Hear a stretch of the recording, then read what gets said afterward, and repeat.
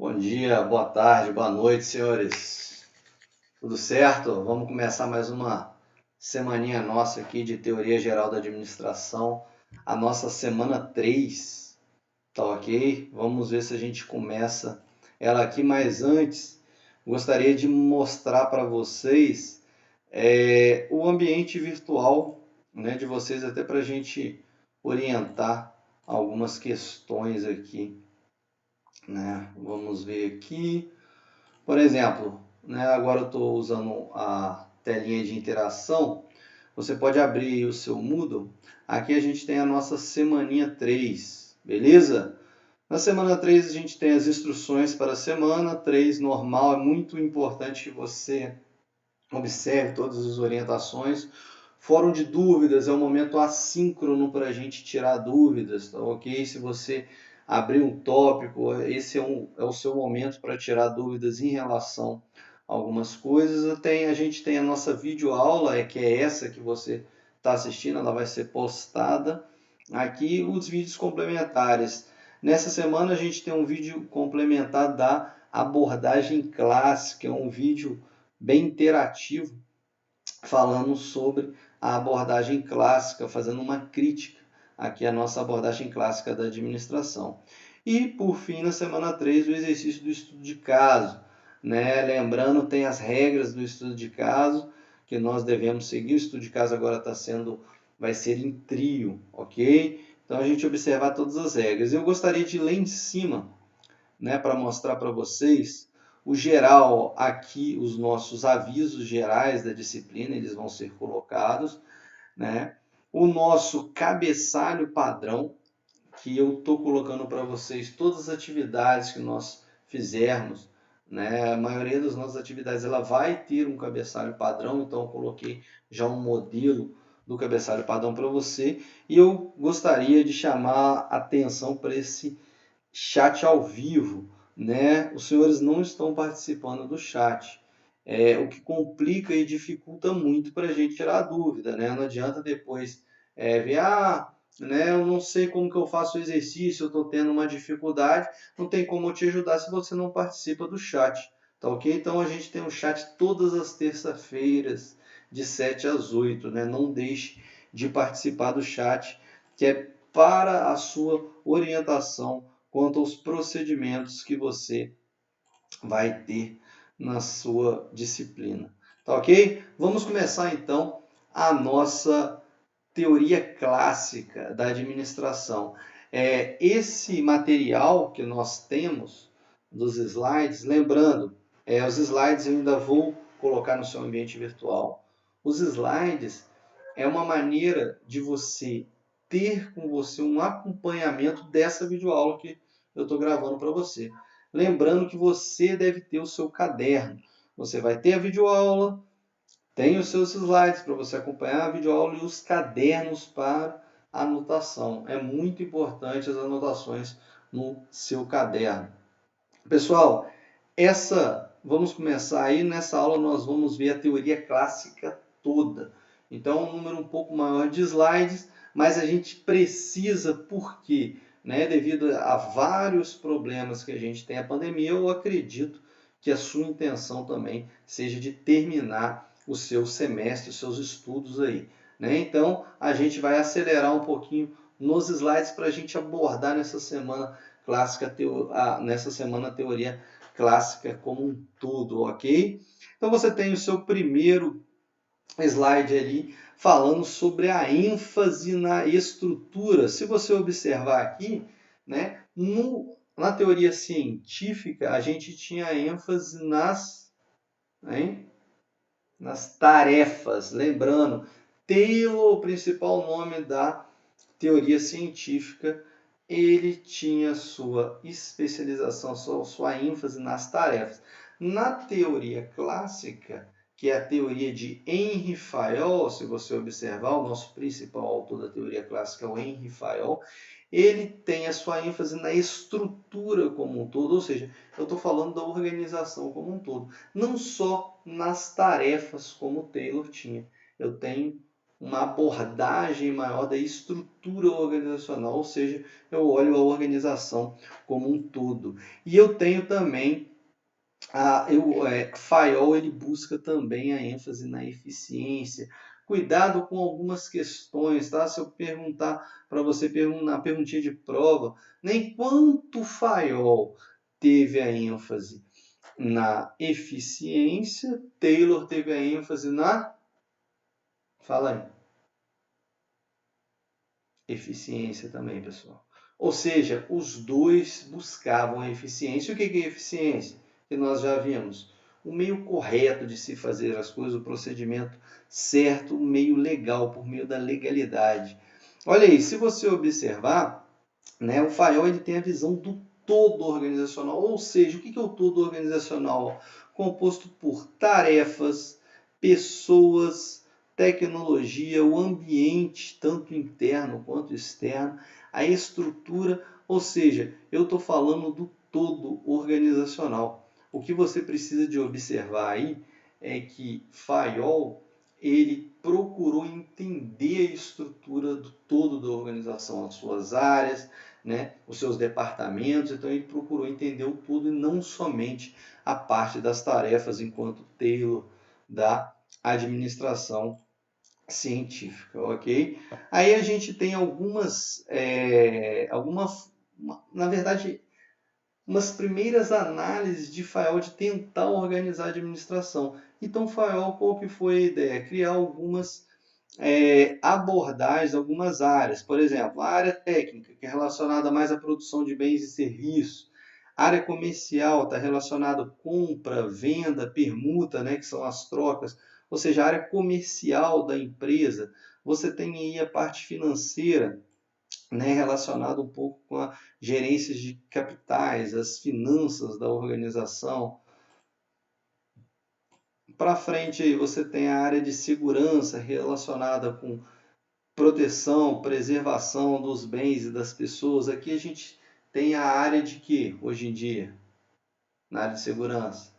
Segurança do trabalho, segurança, meio ambiente e saúde. Todas essas áreas relacionadas com a administração. Mas nós vamos evoluir para os dias de hoje, né? Essas ideias de FAIOL. A área contábil.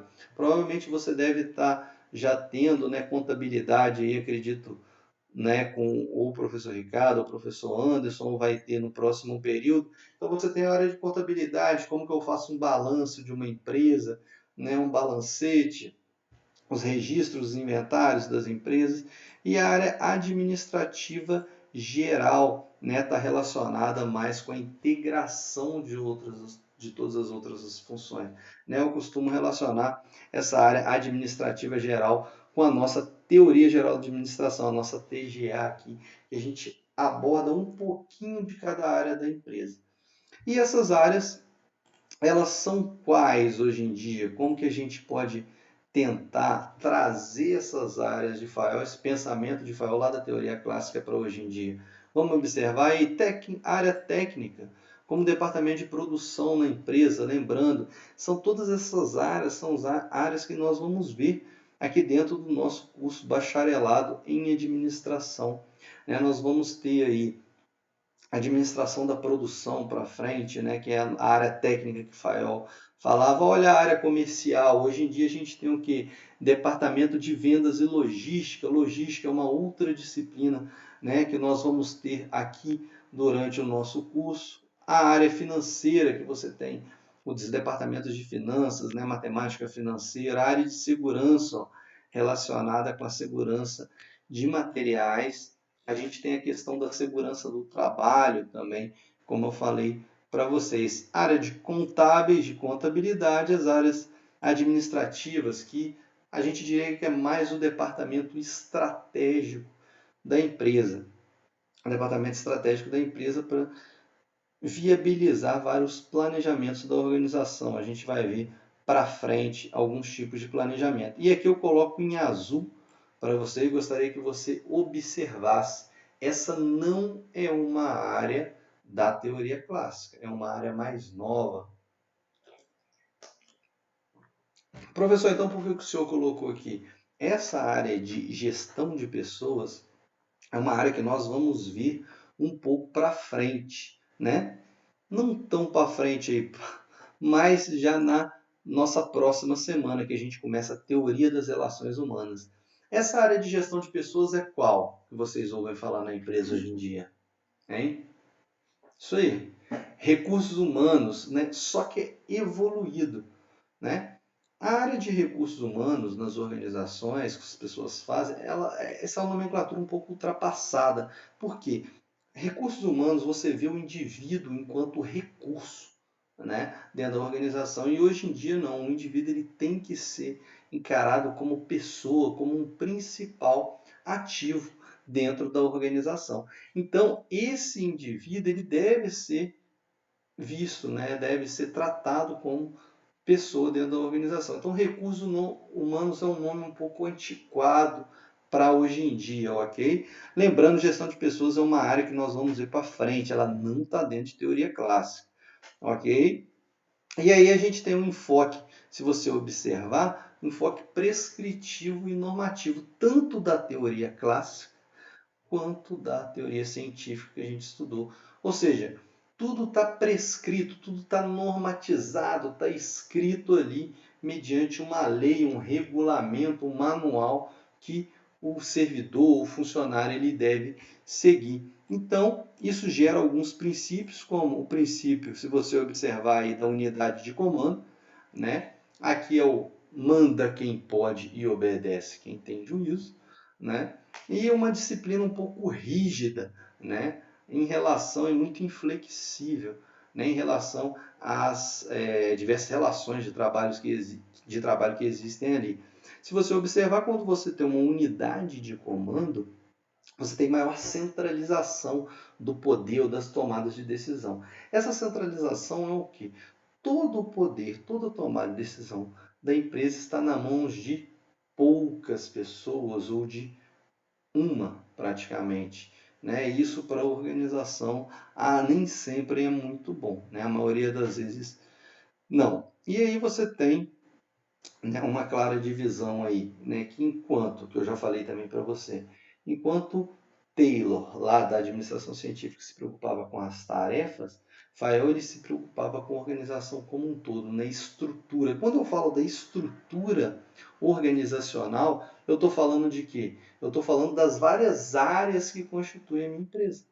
E quais são as áreas de uma empresa? Todas as que vocês vão estudar dentro, né, do curso de vocês de administração. Área financeira, área de marketing, área de produção, área de logística, gestão de pessoas, contabilidade. Então você tem as diversas áreas aí da administração dentro de uma organização. Então é isso que previa Fayol também. E aí a gente começa as nossas divisões do trabalho, são duas.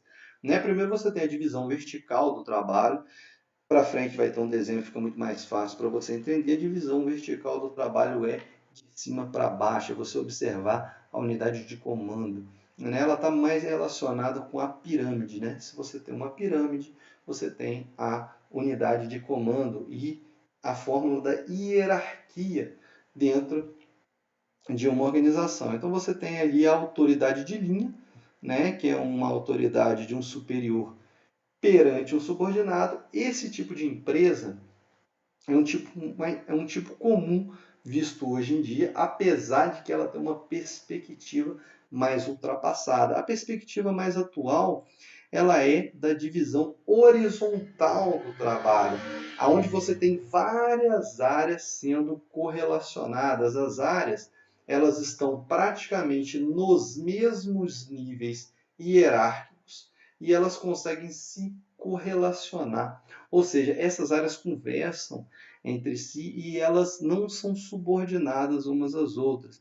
Elas simplesmente integram a mesma hierarquia, né? E a gente tem o conceito de departamentalização, que a gente vai ver um pouco esse conceito um pouco mais à frente, né, dos nossos estudos. Por enquanto, né, você só precisa de saber que existe departamentalização por produto, por cliente, né, por processo, enfim. E aqui você tem, né, se você observar aí do seu lado esquerdo, você tem a estrutura vertical, né? você observar, é a unidade de comando que a gente fala, ó, de cima para baixo.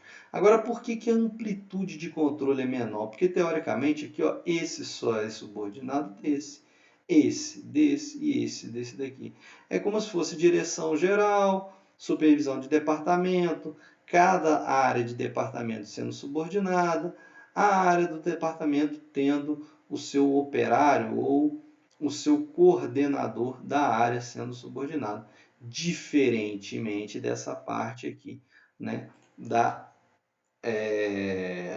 divisão, né, da estrutura horizontal do trabalho, onde você tem várias áreas, ó, se você observar, elas estão no mesmo grau hierárquico. A amplitude de controle aqui, ela é muito maior, porque essa pessoa que ela é responsável por grande parte dos seus funcionários, né, das suas áreas. Aí, né, só para a gente entender, professor, o que é melhor? Uma amplitude de controle grande ou pequena? Depende, né? Aí você tem o grau, né, de complexidade do seu trabalho. Se você tem funcionários num setor produtivo que eles só precisam, por exemplo, apertar um parafuso, um funcionário, um supervisor, ele dá conta de supervisionar, liderar 40, 50 funcionários.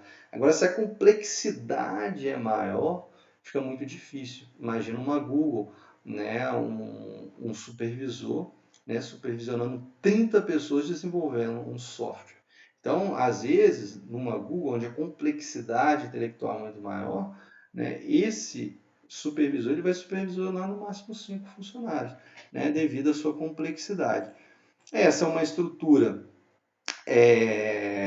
da organização linear clássica, essa daqui é a que eu falei para vocês, a divisão horizontal, presidente, diretoria, gerente, chefe, que é diferente do que a gente está vendo hoje. Ó, a partir desse slide aqui, depois a gente volta para a teoria clássica. Estou mostrando para vocês como que funciona hoje. A gente tem essa estrutura aí do nosso slide, ó, falando da organização linear, mas a gente tem a estrutura de redes, né? Eu vou passar aqui, depois eu volto no downsize, que é uma estrutura mais horizontal. Aqui você tem equipes trabalhando em conjunto.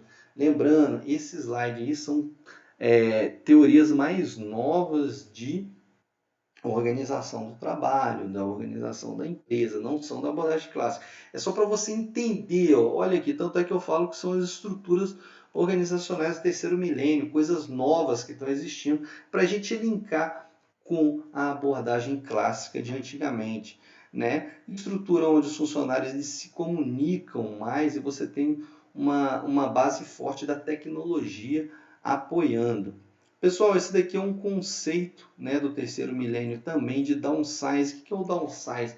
É o enxugamento da estrutura da empresa. Né? Às vezes você começa a descentralizar muito as decisões e fica muito difícil de você tomar conta, você perde o controle. Para você não perder o controle, o que muitas empresas fazem? Elas começam a demitir, né, dar uma demissão, às vezes, incentivada por funcionário, forçar a aposentadoria, porque ela precisa de voltar aquele controle. Uma outra ótica do downsize também são as crises. Né? Agora, nós estamos vivendo agora em pandemia, muitas empresas que você vai ouvir falar que vai demitir os funcionários e tal, nada mais que o downsize, está enxugando a folha salarial dela, tá ok? As estruturas matriciais que a gente tem aí, né, entrando em duas partes, que é o que a gente tem mais hoje em dia nas organizações, que são o que? Você tem vários tipos de estrutura, no caso, por projeto, processo, área geográfica, e elas se interligam entre si. Vou te mostrar aqui, né, que fica um pouco mais fácil de entender no slide. Ó. Você tem aqui, por exemplo, a gerência de projeto atuando em várias áreas, departamento de pesquisa, departamento de vendas, departamento de engenharia, departamento de produção, departamento financeiro. Então você tem a gerência de projetos funcionando em várias áreas, ou você tem uma entrada à esquerda e entradas aqui acima, né? E você tem diversas atividades sendo desenvolvidas. Mesma situação se a gente observar aqui na departamentalização, porque isso envolve o conceito de departamentalização geográfica, né? Você tem Rio de Janeiro, São Paulo, Minas aqui, e você tem vários setores atuando, setor de marketing financeiro, dependendo da região onde vai se atuar. E aqui nós entramos nas críticas à abordagem clássica. E aí vale a pena você fazer essa anotação, porque a abordagem clássica não é a mesma coisa que teoria clássica. A abordagem clássica ela envolve a teoria clássica e a teoria científica, novamente. A abordagem clássica envolve a teoria clássica e a teoria científica, ou seja, envolve duas teorias. Aqui está escrito a apreciação crítica da abordagem clássica, ou seja, das duas teorias. Fique ligado nisso que é muito importante. Você tem os conceitos muito inflexíveis, as coisas são muito lógicas dentro da organização, o que não é observado hoje em dia. Você não tem uma atenção ao aspecto psicológico do funcionário. Porque o funcionário está produzindo mal é porque é um péssimo funcionário. E se ele está num dia ruim? E se ele tem problemas em casa, e se ele simplesmente não se adaptou àquela função dentro da organização. Então, esses são fatores que nós vamos ver na nossa próxima teoria, que é das relações humanas. Porém, é uma crítica à teoria clássica que não observou esses aspectos psicossociais do funcionário. Tudo é muito prescrito, não tem trabalhos experimentais. Como que você não vai ter trabalho experimental para ver se uma coisa funciona? Uma vacina para o nosso coronavírus. Tem que experimentar ver se essa vacina funciona, Senão não vale a pena a gente adotar o nosso IFES. Por que tem um curso de administração aqui? Agora tem o técnico em agricultura. Mas não foi alguém que inventou do nada, teve uma pesquisa de demanda. Então, é essa uma das críticas também da teoria clássica, tem que se ter essa pesquisa. O extremo racionalismo, tudo é verdade absoluta. A lógica de trabalho é uma, então você tem que vir para a sua estação de trabalho. Tá, mas nós estamos vivendo uma época de pandemia, e aí? Não vai flexibilizar? Não vai se pensar em outra coisa? Uma situação emergente? Não. Teoria clássica, tudo é muito rígido, sem flexibilidade. Tanto é que a teoria da máquina, o manda quem pode, obedece quem tem juízo, você é pago para trabalhar, não é pago para pensar. Então tem uma abordagem muito incompleta da administração, um sistema muito fechado, ou seja, você tem abordagem muito formal e não tem flexibilidade nenhuma dentro da instituição. Isso fica muito difícil porque você precisa de olhar o mercado externo, não só o mercado interno, senão você fica inflexível às mudanças que estão ocorrendo no ambiente. Ocorreu uma mudança externa e aí a empresa não vai adotar. Então você precisa de ter essa flexibilidade, sair dessa lógica de sistema fechado. O sistema hoje em dia ele tem que ser aberto. Então, essas pessoal, são algumas críticas que a gente tem aí da nossa administração, da nossa abordagem clássica. Então, é muito interessante você observar. E, por fim, vale lembrar sempre você participar dos fóruns, participar das discussões, dos trabalhos e atividades em grupo. Isso vai sendo somado para a sua nota aí. É muito interessante que você observe sempre estar assistindo a videoaula com o seu caderno, fazendo as anotações. Isso é extremamente importante para o seu aprendizado. Lembrando, pessoal, participar do chat. Porque teve dúvida, mas tem o chat, o professor está gravando a aula para vocês. Então, vamos nos dedicar um pouco mais aí. O ensino à distância é você que faz. Se você não faz, meu amigo, fica muito complicado para o seu aprendizado. Beleza, pessoal? Na semana que vem nós entramos dentro de teoria das relações humanas. Um grande abraço e até a próxima semana.